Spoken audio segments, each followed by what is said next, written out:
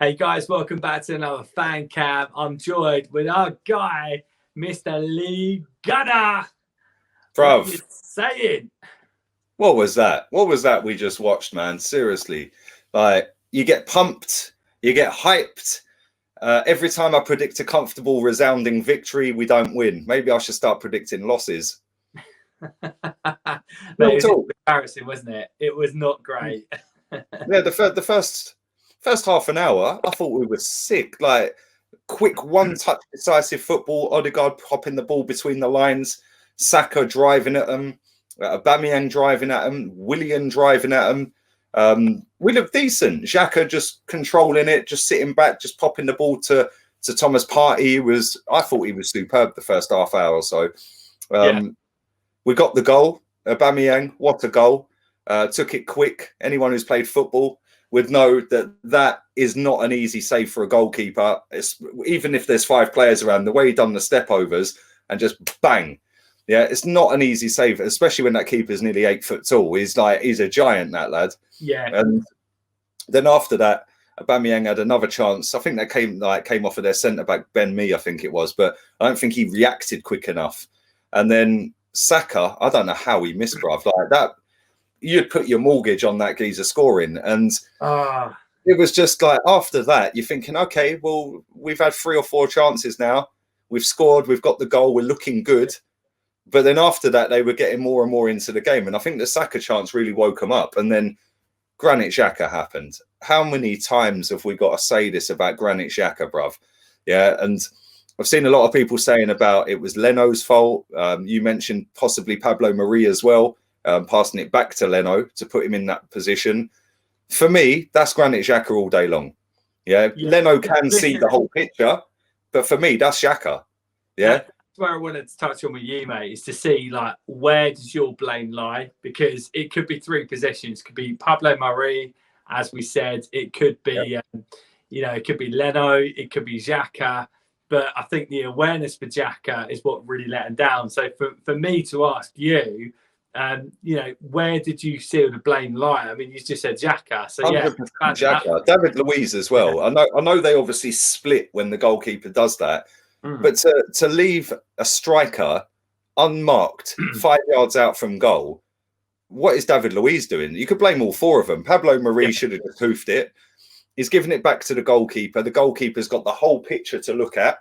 He could have chipped it out to David Luiz over Chris Wood's head. He plays it to Xhaka, who's getting pressed and is the least technical footballer in our side.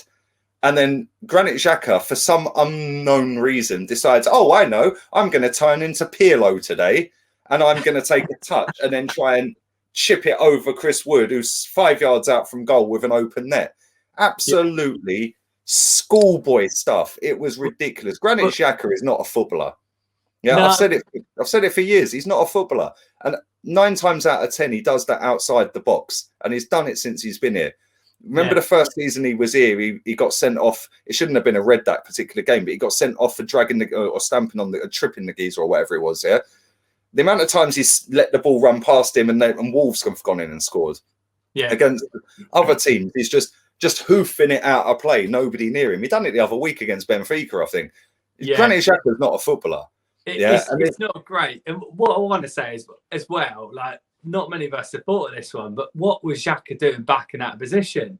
I mean, surely there should have been. But Tom, every single time, I swear, I don't get why he's the guy tasked with being the deep-lying playmaker. No, he's just a deep-lying ship because he's got the turning circle of one. He is not technically good enough to be the guy who receives the ball going back towards goal. The amount of times Granit Xhaka is going back towards his goal, Leno pops it out to him. And listen, they're only following instructions. The manager's telling them to do this. Yeah, it's not like Leno's going, oh, okay, well, I'm just going to ignore the manager. Yeah, they're not ignoring the manager. They're clearly doing what he's telling them to do. Same with Aubameyang and other players. But why that guy, who is the least technically good, the slowest in the squad, and only got 1 foot, a left foot, is the guy tasked with being the guy who's running back towards his own goal to receive the ball. Tom's gone. He's had enough to receive the ball to then decide, do you know what? Yeah, let's just take a touch and pop it about. It's not acceptable. I'm sick and tired of seeing Granit Xhaka in this team, and I'm sick and tired of seeing Granit Xhaka make mistakes. Listen, I don't care if Granit Xhaka has been better this season. Granit Xhaka has gone back to the last before today. Granit Xhaka has gone back to the level he was before we signed him, or when we signed him, which wasn't good enough in the first place. Now, listen, it's not just Granit Xhaka's fault we lost that, or drew, where it feels like a loss. It's not Granit Xhaka's fault totally that we drew that game today. But at the same time, it's absolutely scandalous that this guy has been picked under Arsene Wenger, under Unai Emery, under Freddie Ljungberg, and now under Mikel Arteta. And he is a week in, week out, 90-minute man. Very rarely gets subbed, and when he does, he tells us all to jog on and gives us the finger. I just don't understand what anyone sees in this guy. He's like I said, he's the slowest, most one-footed footballer. And today, scandalous. And that sucked and seeped out all of the energy within us to the point where we just looked devoid of ideas. And if anyone was going to win that game, other than that little flurry towards the end, it was going to be Burnley. And people can talk about the penalty and VAR all they like.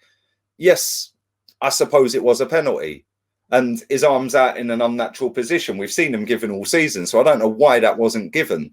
And it was a wrong decision. But at the same time, we have had 90 minutes to win a football match, 94 minutes, I think it was, if you add stoppage time in, plus the first minute added on in the first half. 95 minutes to win a football match.